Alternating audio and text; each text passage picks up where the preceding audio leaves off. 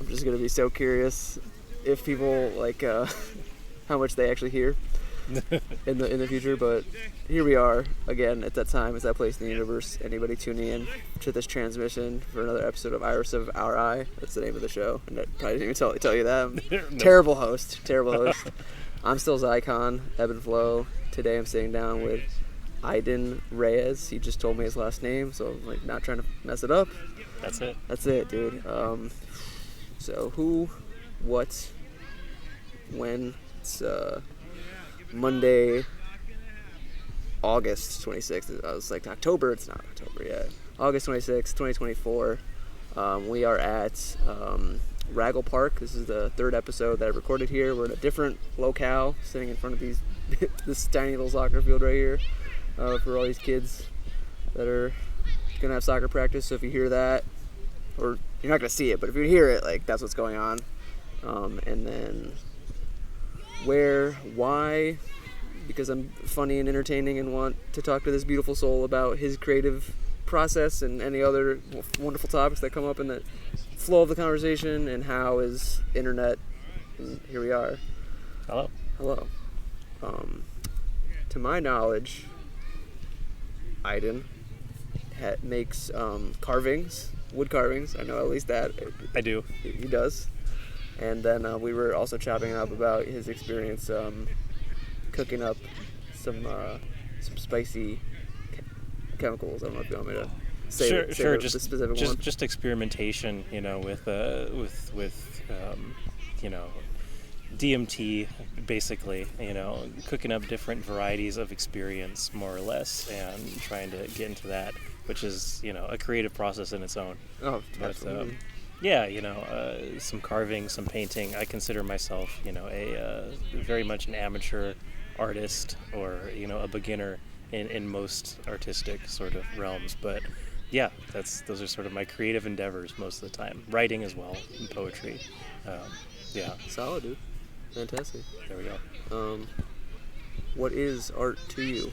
What is art to me? Yeah, that's the big question. I feel like art is a very tricky, fluid, loose sort of word concept.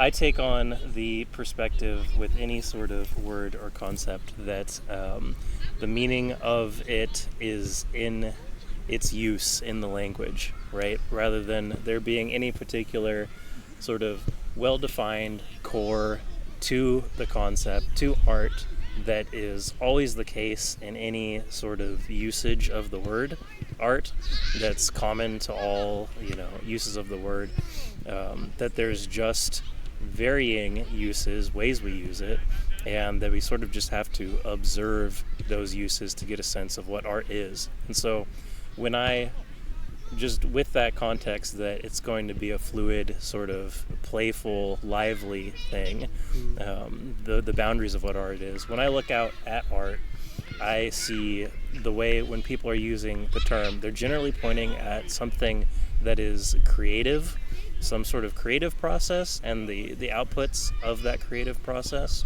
And beyond that, it's hard to say what art is beyond the creative element. I think there's very little that is common to like all uses of the term art beyond like creative expression, basically. And I think what art is closer to the process of making art. Like the art is more in doing it than the product of it, whatever that is, whether that's a song or a painting or a carving, or even some sort of like particular experience, since you mentioned, like DMT and such. Like the art is kind of in the creation of the thing rather than the product, I would say.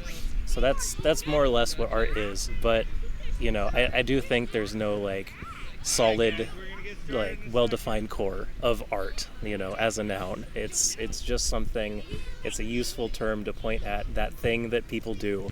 That people love to do, that I love to do. What is art? Like, do you sort of have an ongoing definition of art?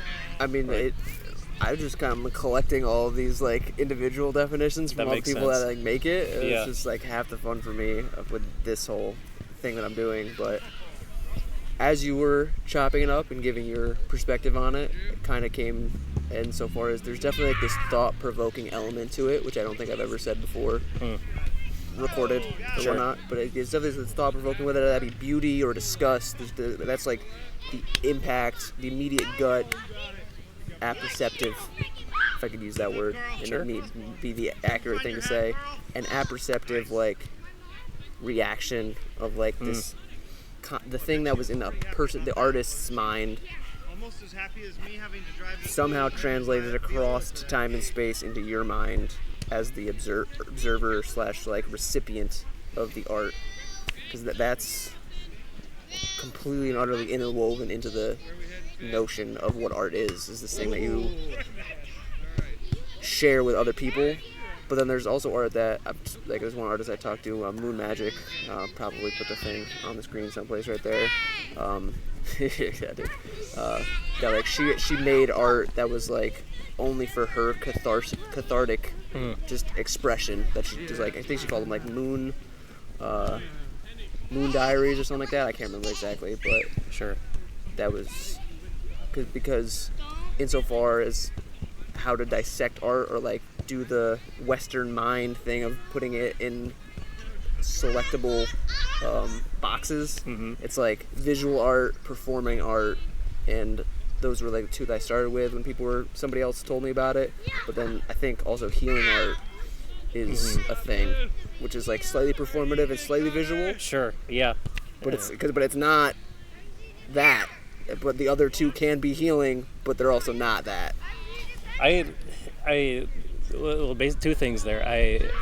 I definitely agree that like art is communicative, basically. Like if that's the other, I think, sort of common element is that there's often like a feeling that's trying to be communicated. Yeah. Like if I listen to like Barber's Adagio for strings or something, and like there's something in there. There's something that's real that's being communicated. There's emotive content that Barber obviously understood, and that felt, right, I would more accurately felt, that is being conveyed through some abstraction that would not be possible in language, and then I'm feeling it, and there's a real magic there, and the magic is in communication.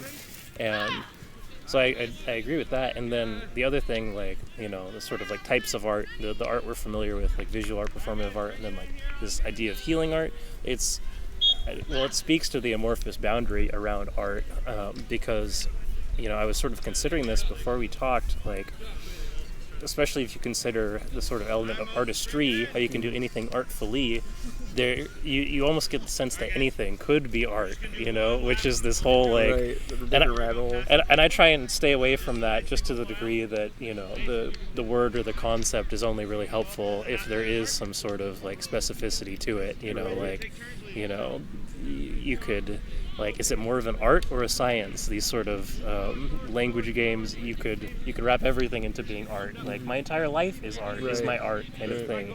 And, you know, I think that's fair. You know, it's a fair perspective, but it's perhaps not useful so much if within the bounds of our language. And, you know, I work and exist in a space.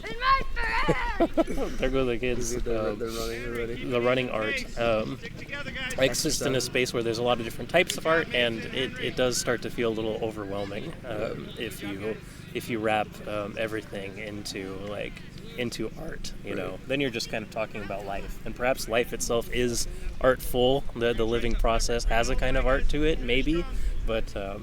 Yeah, for me, I just, you know, the sort of logical boundaries of art, there's no real solid ground to stand on, so I just try and look out into the world and see what are people referring to when they refer to art. And there are, you know, common elements and patterns in that, and they tend to come down to some kind of creative expression and communication, often of something that is abstract beyond just like simple conceptual verbal communication. Even poetry is trying to get at something, even though it's using words that you wouldn't really just be able to describe in literal terms.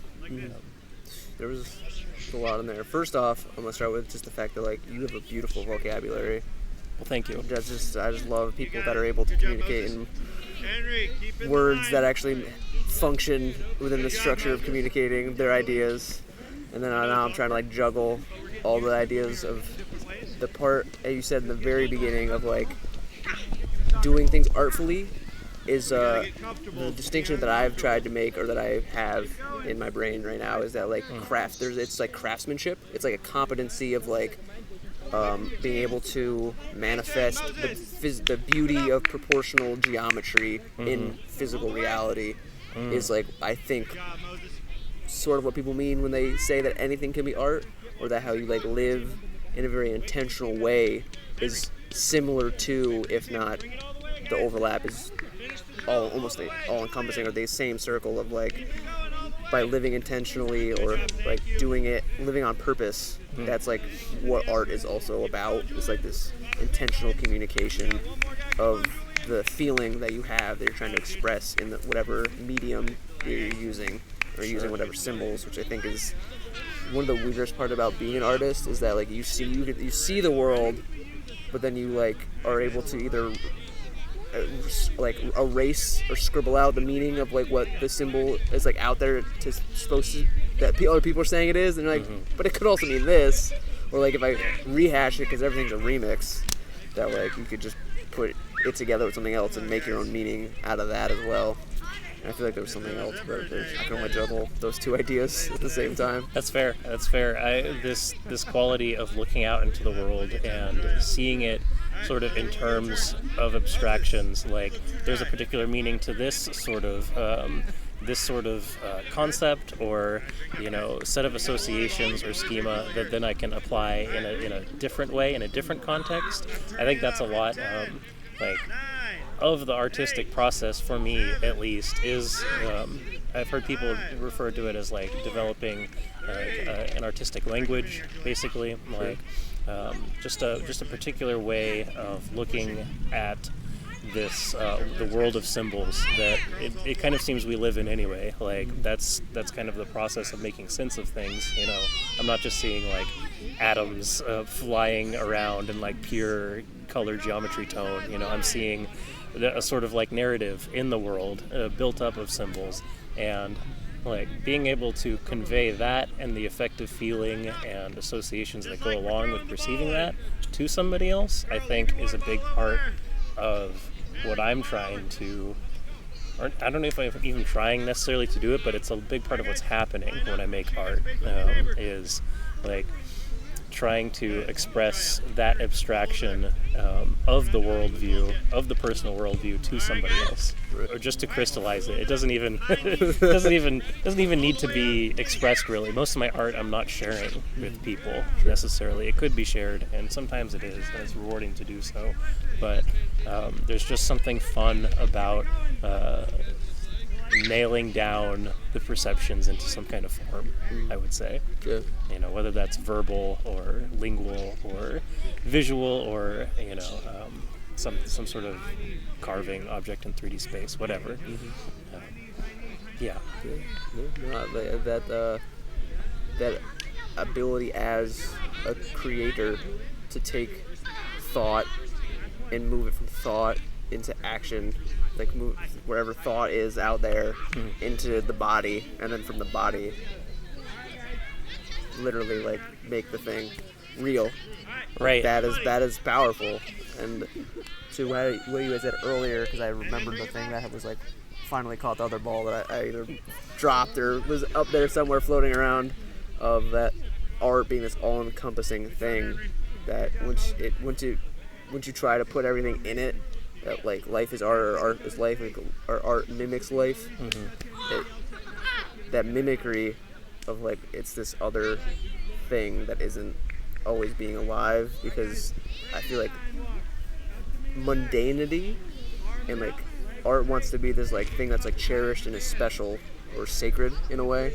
Like the mundane things of life, like taking a shit, like can you do that really artfully? Like Sure. That's not really that's the most profane thing I think of, other than like going into like a very other evil tangent. I don't want to stir up that dust, but that, yeah, I don't know, maybe in a way, because the thing that's coming to me now after saying the evil part is like destruction breeds creation. And that you need to know the light, you have to experience the dark. Unfortunately, or fortunately for the being in polarity as a person in Sure. the universe. It's just the reality of living in a world of disparity, basically. And I see the distinction there. Like, it's as if, art is more concerned with, putting forth representations of beauty on some level, even if it can be, an aversive quality to it. I mean, there is plenty of art that, I've observed and even created that is, seems to intentionally take a look at this more like profane elements of life, or horrific. I think of like Frida Kahlo's like paintings of like her as a deer with arrows in them, kind of stuff. This or like abstract horrific art, and so it's hard to say like where the boundary is between like the mundane or aversive elements of life versus what is like seen as like worthy of artistic expression. I don't know. I think anything could be, and it's perhaps just reflective of what is marketable or popular in terms of mostly seeing like mainstream, pleasure-oriented, sort of like beauty-oriented art. That could, it might not have to do anything with the nature of art, really. Like pleasing forms don't have to be artful forms necessarily. That could just be what is more popular. Yeah, I'm not sure. No. I think there's just an element of truth in all of those spectra of like horror, tragedy, comedy, and then like beauty. Like all these things that are speaking to like the truth and reality of those emotions or experiences of being alive. And just because you mentioned psychedelics at the beginning, I think there have been, I've experimented with psychedelics, and that can be artful in various ways, but there's this state of mind that is not exclusively psychedelic, but I think is often I've encountered a lot in that context, in which there's a raw immediacy to things and a clarity to things of sensory perception. And in that state of mind, I've had experiences, especially with DMT, clear style rather than psychedelia type experiences, where I am struck by the beauty of just everyday, mundane things, and then I'm like, wow, this is great. I'm going to go open this art book that I love so very much and use this clarity to like experience the art even more. And I look at it, it's like, oh, this is doing nothing for me. This is just, it's exactly as I remember it. Yeah. It's the same, but there's no effect. I'm getting that effect from just everything, and so this is just seen as a part of life as well, just another mundane sort of part of life. And it's kind of shocking to experience that, to be like, this thing that I'm seeing as very like high art, perhaps in a normal state of mind, is just has no effect in this sort of more equanimous, clear state of being. And it's because it's almost as if the quality of the art, whether it's horrifying or beautiful or whatever, the quality of I think really effective art kind of brings me to that state like of mind where I'm pushed into a more like immediate, vivid appreciation of the sensory sphere, of the sensory bubble. Like, oh yeah, whoa, this like I don't have this as part of my constructed realm of abstraction and concepts. This is something like beyond that. And so it's like making everything clear, and then if you're already in that mindset, it's like, oh yeah, this is like kind of what the art is for in the first place. That just comes to mind. That was delicious. I appreciated that. Sure. I mean, there's something very. I'm glad to get an opportunity to bring it up because I don't think about it a lot, but there's something very profound to those experiences of like being in a state of mind where you're looking at something that's like considered beautiful or that you have previously considered to sort of enrich in the experience, and just seeing like, oh yeah, like everything is kind of like that, And I feel like often when I'm making art, I'm trying to sort of get at that, I have a lot of motifs that I work with a lot, like particular animals. Like for me, it's snails. Every artist, finds some sort of element of beauty in something in the natural world, and is trying to like capture that or express that element of beauty. I think, or maybe not every artist, but that's my experience. And for me, it's like snails, or the old classic of the human form. The female form in particular. Everybody loves it. Or aquatic life, this kind of thing, like the art that I feel like the happiest with, the products that I feel happiest with, are sort of bringing me back into that immediate appreciation for the natural world, which is, it depends on your metaphysical view, but the natural world is where, the art is coming from, Yeah, that's where we come from. One would say, yeah. I feel like you perfectly segued into the kind of question that I had been thinking could be next. Sure. Does spirituality or religion have any influence on your experience creating what you create? Definitely. I think on a couple different levels. There's the sort of perhaps more simple or mundane level where the spirituality or religion has this robust set of symbols associated with it, symbols and concepts that I think lay beyond sort of mundane, non-spiritual or non-religious life.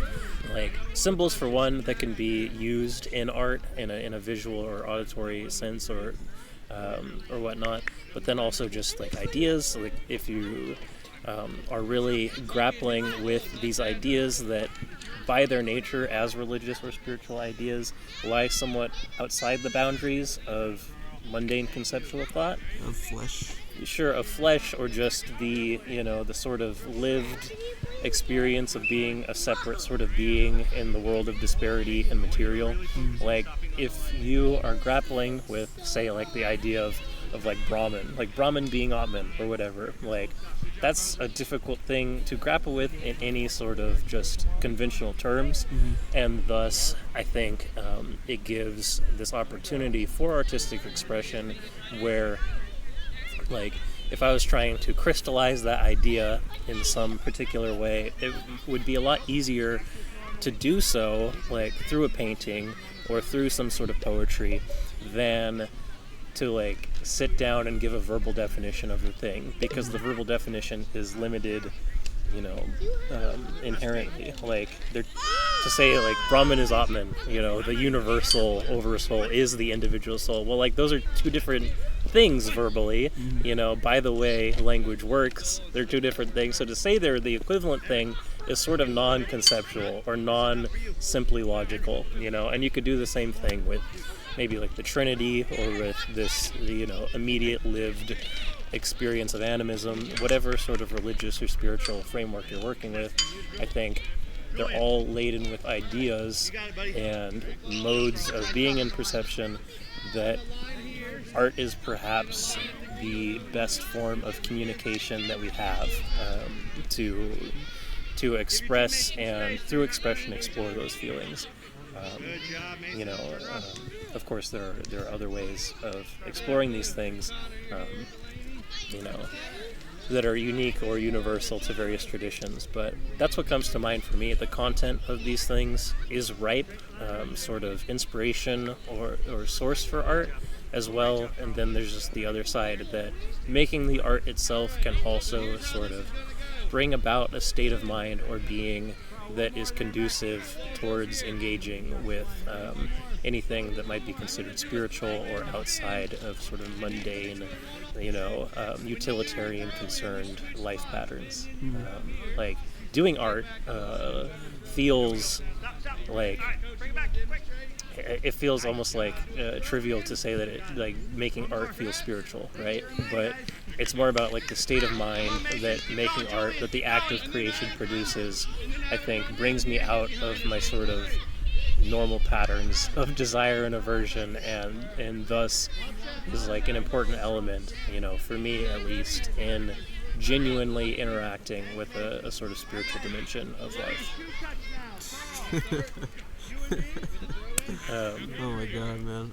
There was a thing in there about how you said the Brahmin and the Atman, that verbally, or like within the lexicon of language, it doesn't compute for a literal translation of the thing that is the oversoul, or the all to be the same thing as the individual incarnate fractalized version of the all. Mm-hmm. I think that's only from the perspective of the Western, almost said dialectic, but the Western dualistic perspective of yes, no, or the only two logical Sure.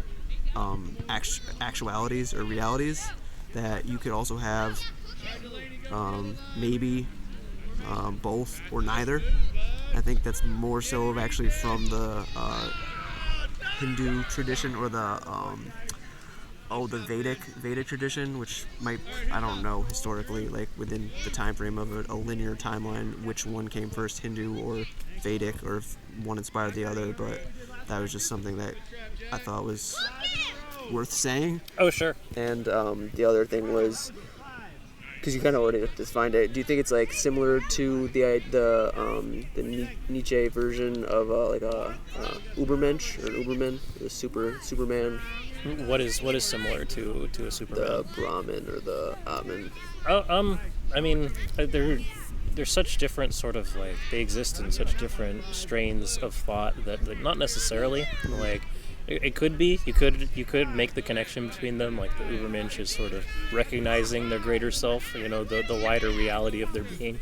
I'm not quite educated on sort of Nietzsche's thought to speak on it. It could be a sort of like, as to what you were just saying, like, is it similar? Well, like, not just yes, not just no, and like, yes and no, or yes and no, yes nor no, or like both at the same time. Like in some elements, probably, in that it's dealing with a sort of transcendental ideal, and in some ways not so much, because it's even the sort of grammar that it's based off of differs to such a degree that making equivalencies between them might be oversimplifying, perhaps. I think it could be. I think it really does depend how you look at it. Like, in some sense, any sort of comparison between distinct things will be similar, because the whole idea with Brahman is that it lies beyond conceptual distinction. Like, it is both at the same time. It lies beyond sort of verbal logic, especially the sort of verbal logic you mentioned of the sort of Western language or dualistic frame of mind, beyond that, I may not have a deep enough understanding of the concepts themselves to say. Yeah, I was just curious, so wouldn't fret too much about it. Sure. Just curious. Sure. Just curious for my own cat's curiosity's sake. Man, dude, how did we get here? It's such a deep philosophical conversation all of a sudden. I mean, that's half of why we do it. Like, well, sure. It's just fun. Like, why do we do it? I mean, that's something. Since you mentioned that a lot of this would be about art, it's like, how did we get here? Like, why do we do it? Like, why do you do art? Like, what is the why behind it? Sure. And, why do you do art? Well, I was actually kind of struggling with this a little bit, when I was pondering this last night, knowing that I'd be talking to you, and like any particular reason, I feel like I can sort of go back beyond it and find another reason. So it's a bit tricky, but the nesting doll. Sure, like there's yeah. just another little doll. The infinite regress of motivations, like, where is it all coming from, sort of thing. And the only one that I found, like, at all satisfying was just because it's fun to do so. There are all these kind of like various benefits we've talked about. There is this richness of crystallizing the abstract and being able to communicate things to other observers that you wouldn't be able to otherwise. But it's just because I like it's on some level it's just as simple as I like to do it. It's just fun to do, and it's just reflective of sort of my thinking on things more generally, like where is this all coming from, like what could be the point of all of this. You saying like the meaning of life in a way, or like sure, like how nothing came from something. Yeah, like what's going on? What's going on? Like how did I get here? I don't know. Just it's just a pattern in my thinking that I'm observing. Basically, is that in terms of these like larger questions about the origin and nature and ultimate ends of the cosmos and of awareness. It's like hard to say, right? But fun. Take a stab if you want. But fun keeps coming to mind for it because if thinking in terms of infinity, like what could be gained, like infinity sort of comes up naturally in these sort of larger question mulling overs like God or Brahman or the cosmos, reality beyond time and mind and distinction. It's like what could be gained? Like what could be gained from any of this? Right. What could God or the greater reality want from the individualized being? It's like a story. I guess. Story could it be anything but fun? I don't know. Obviously, it could be, but fun is just something that came to mind in pondering about art. Because on an experiential level, it's like I like carving the thing because it's fun to do. The moment to moment, creation of form is fun. And there are all these other benefits to it, but that's my experience as a creator. And so you think about it just applies as well to my perspective on reality or creation, if you think of it that way in general. It's just some sort of fun being important, basically. Keeps you sane, dude. It's if you're not having fun, why are you even doing the thing? Indeed. Like, that's just leading down a road of suffering, or like suffering unnecessarily, and then you start to not enjoy being alive. Sure.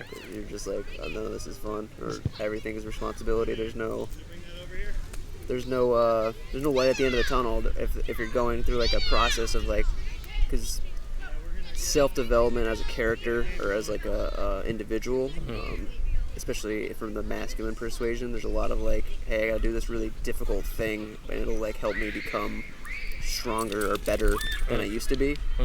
And if there isn't that payoff at the end, if you can't see the light at the end of the tunnel, it's like you're never gonna it's not gonna be a thing that you see as a worthy thing to suffer for. Right, it just remains all purely utilitarian. It's like I'm doing this for the next thing, for the next thing, for the next thing to develop in general, but there's no like what's the root or source or end goal of it all, you know.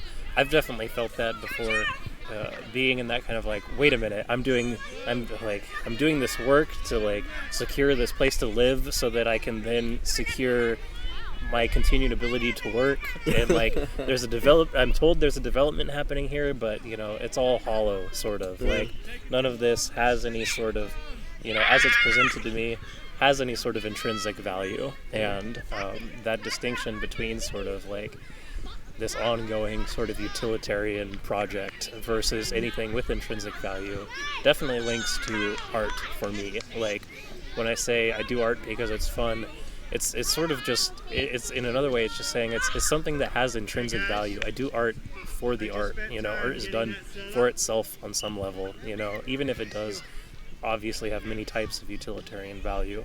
The intrinsic value of it is just self-evident while I'm doing it, and it's a journey, not the destination. Sure, it's like the journey is the destination with art. Like when it's done, it's almost sad. It's almost sad to be done with a piece of art. Right, because you're like, damn, dude, like I want to make more right. of something that's this great. Sure, or just like it's the same sort of dynamic with anything that's done for its own sake. It's like You know, you don't like love a person to have loved them. You know, so you're not like achieving it. It's like it's in the loving itself. You know, and it's you know, the same with art. I was just curious, because you even said the word end goal, but I like to take it from the Greek guy, Aristotle, telos. Do you have any type of like end goal with art, or is it just totally in the process? I mean, probably based on what you're saying. Like, is there a thing that anything in the future on the horizon, a vision that you have of like someday I'd like to be there because I made art, or like meet somebody because I made art, or like, any type of overarching goal that's like kind of to say like to achieve. What is the purpose of the art, sort of, or like the goal, or the telos, just that, right? Yeah, no big deal. Yeah, yes, but I think it is just that like feeling of doing it is the goal itself. There's like nothing really in the future. You know, nothing that exists projected into the future that the art is in service of necessarily. Like, maybe that's not quite true. My greater mastery of the art is also sort of a telos of it itself, and that, you know, just contributes to the sort of richness and diversity of, you know, both my sort of individual being and the world at large. So, my initial response to that came to mind is sort of just no. It's like, it's just done for its own sake. It's done because it's worth doing, like, because of the feeling that it generates while it's happening, the sort of mental quiet, the richness of the senses, and the concentration. So the present moment awareness. Yeah, absolutely. The single pointedness of it, of making art, when you're really in it, you know, like the sort of effortlessness and spontaneity of it, like looking back at some of my art, like visual art, it's like, wow, this brush stroke was like the whole piece or whatever, but this one, I remember doing this because it's perfect and it took no effort, kind of thing. Right. So the development of those faculties of mind within myself is probably the biggest thing. Like the becoming more skilled on a technical level at any of the artistic pursuits, you know, becoming better with language, like becoming better at depicting things and abstraction in visual and plastic form is a big part of it, but really just more so like developing the frame of mind and the associated feeling thought complexes that come along with making art. Like promoting that in my own being is maybe like a purpose that makes sense to me, that is coherent to me in doing art, but not so much like really like that anything in the external world. Really, I do think like it has and will continue to bring me rich external experiences to like meet people. You know, if I didn't make any art, I probably wouldn't have been that interested in like having this conversation, you know, and like many that kind of stuff will happen, but there's nothing like specific, you know, in mind really. I'm like, I don't want to get good enough to be carving spoons to like sell them at a market at some day or whatever. It may happen, but you know, my intentions, the telos doesn't really lie there. It is more about the sort of reward of the experience itself, mixed with the sort of positive effect it has on the patterns of my being, basically. Beautiful. I don't know. I'm slightly competitive, but it's just different strokes for different folks. Like, and if that's what you like to do and that's how you like to do it, then good on you for knowing yourself on that such a deep level to do what makes you happy. Sure. I mean, then the it's all, you know, all of these drives are sort of focused on making us happy, right? Like being competitive with art is also a form of trying to achieve a form like a happiness. And you know, if we're bringing the Greek into it, I mean, shoot, I sure hope this is Greek and I'm not mistaken, but I'm pretty sure the roots of competition, of competitive, are Greek, and I know for sure it's like learning together, growing together, competition, you know, the competition, you know, seeing somebody's art and feeling that kind of like drive to improve is also, you know, in service of the art of creation of our happiness. So, you know, I definitely see the value in that as well. Yeah. Totally.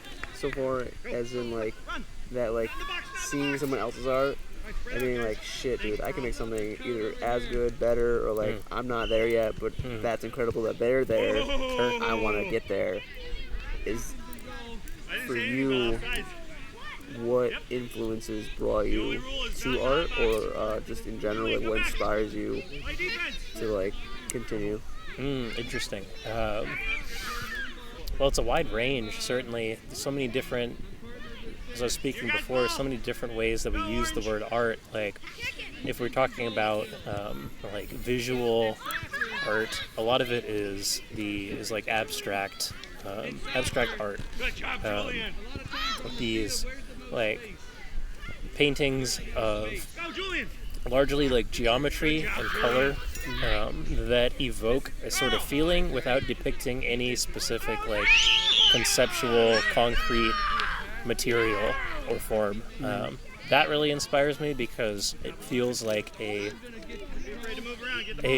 very raw expression of art, as I like to think of it as like getting out something beyond language, beyond the confines of the conceptual filters, into the shared space that can be like, you know, shared and just crystallized, you know. And the same thing is true with music, absolutely. I don't, make a lot of music myself in terms of art, but the ability to observe like, tones which are just inherent in the natural universe, put together in such a way so as to convey something beyond language, is hugely inspiring to me.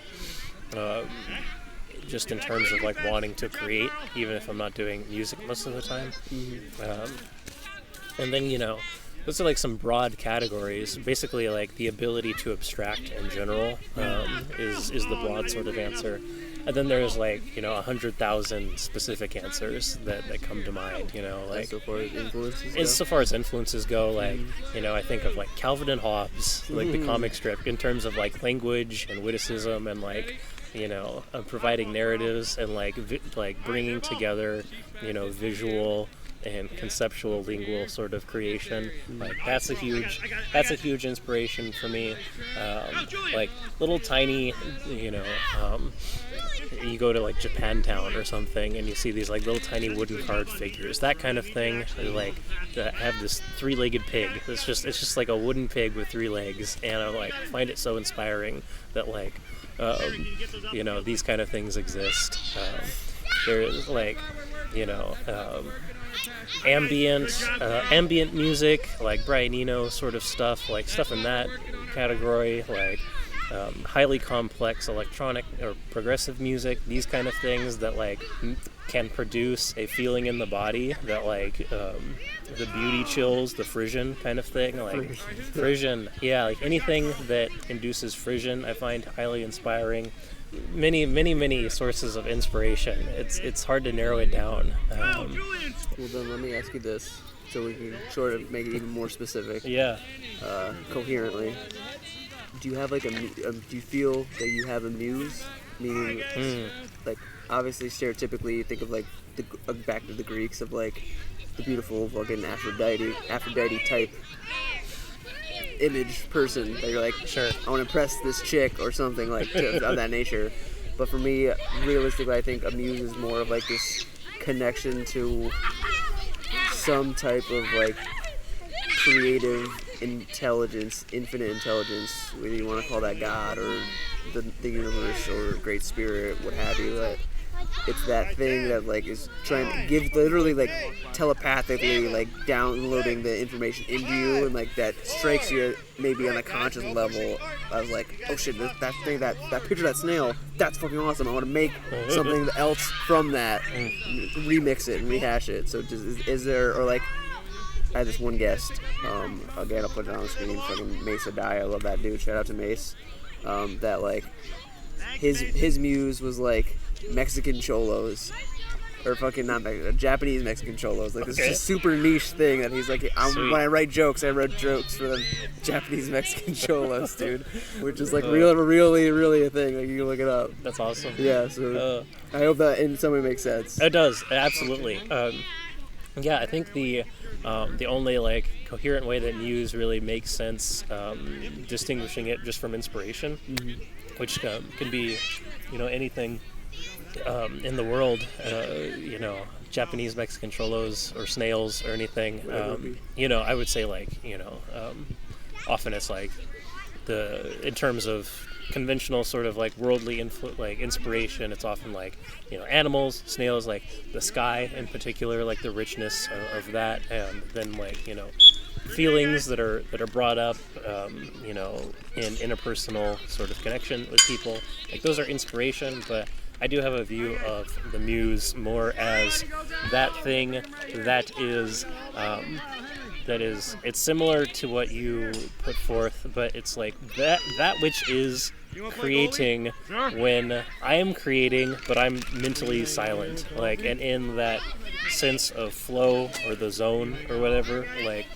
when I may have a broad idea of what I'm looking to create when I paint or like write a poem or carve, but the details, it's not really me doing them, is the lived experience of it. Like if I am concentrated enough and quiet enough to allow the mind to settle so that it's not trying to, be behind every brushstroke or every cut or every association of language, then something is still behind it doing it that's flowing from something, and you could say that's just like the interconnectedness of the world or whatever you want to say. But to me, that's sort of the muse. The muse is who's doing it, and I'm just providing the vessel, the atoms, Yeah, I'm providing the hand, the atoms. I am just here to move atoms around for the greater powers that be, sure, the wider intelligence, and like. It's a way of speaking ultimately, of course. Like the wider intelligence is not, I don't really think, distinct from us in any way, but it's like basically that concept of once I'm out of the mind, once I'm into the art, the muse is just what's doing it. Like, and it's all the inspiration in that sense. Like all the mind can really do, at least how I think about it, is sort of recycle and reorient limited sort of oppositional concepts. Like it's it feels like if I'm creating art exclusively from the sort of conventional mind, I'm doing something similar to what AI image generation things are doing. They're like taking memory, things it's seen before, and trying to mix and abstract them into like some other concept that is provided. Like I'm going to paint a tower of snails, and I'm like drawing upon snails that I've seen before and my idea of a tower to like do some sort of remix of a conventional memory and thought. But when the muse is working, there's like sudden things just happen, like ideas from beyond my conscious memory and sort of mortal ken are coming through somehow. Like there's an appreciation that I, with the fidelity of the mind, don't seem to be able to do. There's an appreciation of like each moment of the art as it's coming into being, and a reorientation from that. It's like something more organic and somewhat automatic, that this wider intelligent kind of muse is putting forth. So yeah, I definitely believe in the muse in that sense. Sure. Yeah. Would you consider that a type of divine guidance, or do you consider yourself to be divinely guided? The divine is another sort of concept that it's hard to put any sort of boundaries on. So yes, but like really only in the sense that like that all creation is divine. Like it's not as if what I'm doing when I'm not tapped into that is any less divine, really, because, to the degree that there is any divine, it has to be all of it, is sort of my viewpoint.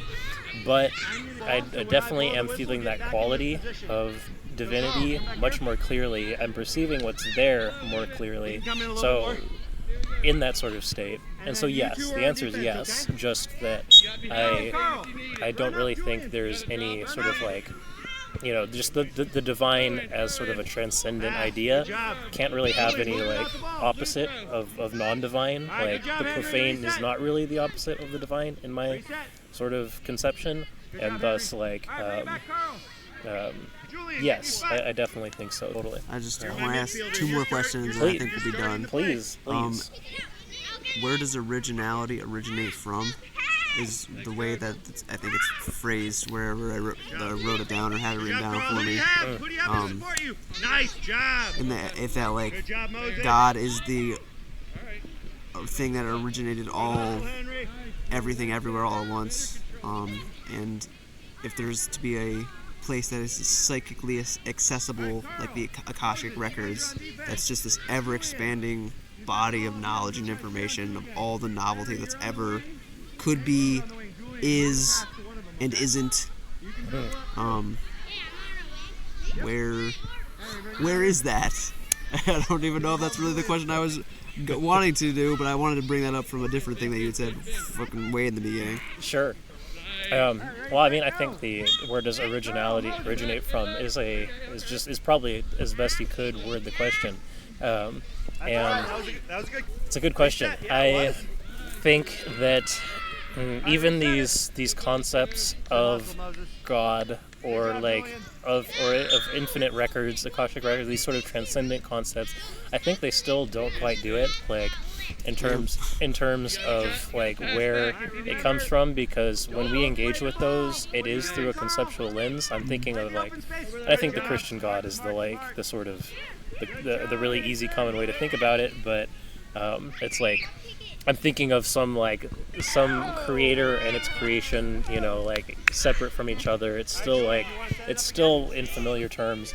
So all I could really say is where does originality as a manifest concept come from? From the unmanifested, perhaps, from whatever lies beyond the conscious experience, this fact of being aware, Can I give you a thing that somebody else said? Please. This one was from Stephen Roach's episode. He laid it out because it's this dual-headed dragon in a way that it's being original is I've never seen it before. It's this novel, what the fuck is that? I've never seen that. That's amazing. Yeah. I love that. You're an original. You're one of a kind. You're original. Yeah. But on the other head is it's the origin. It's the beginning, the start. Origin, yeah. It's the first thing ever.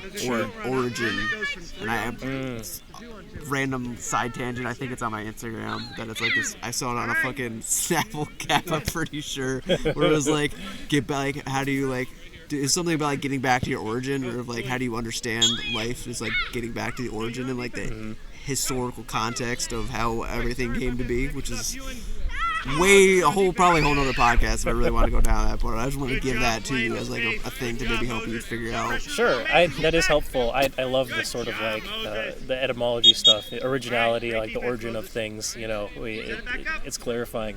On a logical level, there is this dynamic that's observable where it's well, where do I come from? I came from my parents, and where did my parents come from? Go back far enough, they're all coming from the earth in some capacity. And where does the earth come from? The earth comes from the sun. Where does the sun come from?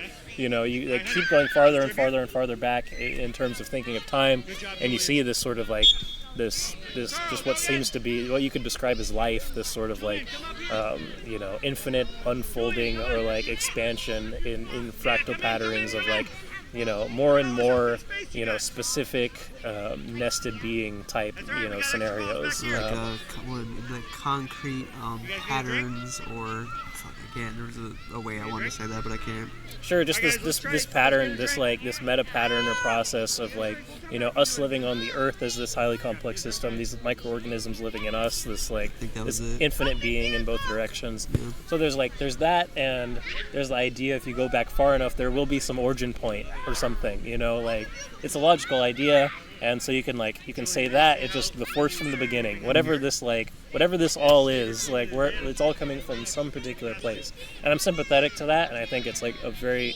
rational way of viewing things. But then you are of course still left with well, where does that come from?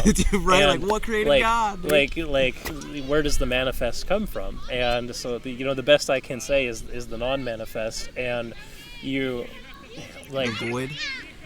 Right. I think it's another good term for it.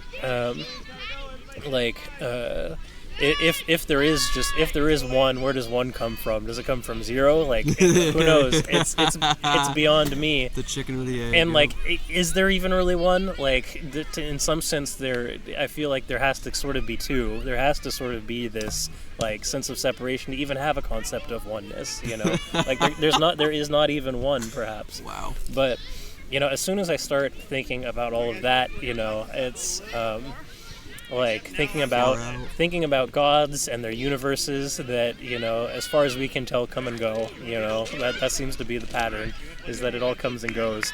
That's what makes the most sense to me, and it's still only a way of speaking, of course, but I feel as if whoever's listening to this is the sort of the fundamental reality that God and all concepts and all sort of art and experience is flowing from, and Okay. that's the best that I can say in terms of origins and originality. I loved it, dude. I loved every second of that.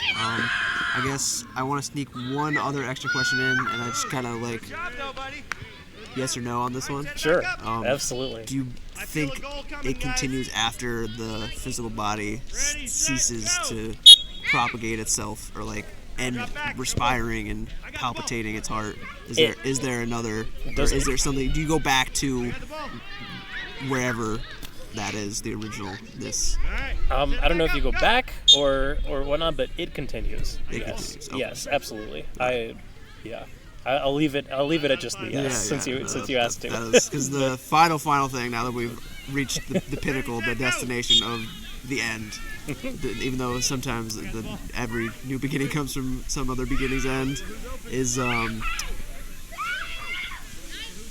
question I like to end on being, if we were to reach that place of returning to non-being, we were both to die as soon as I hit the stop recording button, what piece of wisdom would you feel is so crucial, or from your own hero's journey, would you like to share for all of the people that made it this far into the thing? That's a great question. I love Paul Check. Thank you, Paul. It's all resting on your attention. It's all flowing from the attention. Pay attention to your attention. Pay attention to what you are paying attention to, because just as in dreams, where what you pay attention to grows and multiplies, the same is true here in the lived experience. So your attention is valuable, and whenever in doubt, one should pay attention to what you are paying attention to. Attention to attention. That's it. Wow. I love asking these questions because I never know what the fuck I'm gonna get, dude. It seems very fun. I think it's a great way to spend your time. Asking these questions. This has been very fun for me. I'm so glad you enjoyed it. Aiden, would you like to either shout anybody out or lay out for the people where they can find your art, if you wanted to get some financial support or just more attention on the stuff that you wanted to share with the world? Do so now, or forever hold your peace. You can't find me anywhere. I'm not on any of it, so don't try to find me. Okay. Never mind. I'll shout out people. I'll shout out, shout out mom and dad. I'll shout out Sam and Ross and the Joshes. If by any chance you're listening to this, you know who you are. That's how specific I'll be. Low key, dude. Yeah, I'll shout out my my wonderful host here for just for giving the invite. I think it's awesome. So Thank you, Sid. yeah, you betcha. Appreciate it. All right, guys. Smile more, complain less, never, ever, ever give up until you discerns for your darndest best. Namaste, have a great day. Slop shoot if it's nighttime soon. Like, share, comment, subscribe to keep the algorithm satisfied. I appreciate your time and attention so very much, and hopefully there wasn't a ridiculous, too much digestible amount of background ambient sound this time around. And I will catch you in the next one.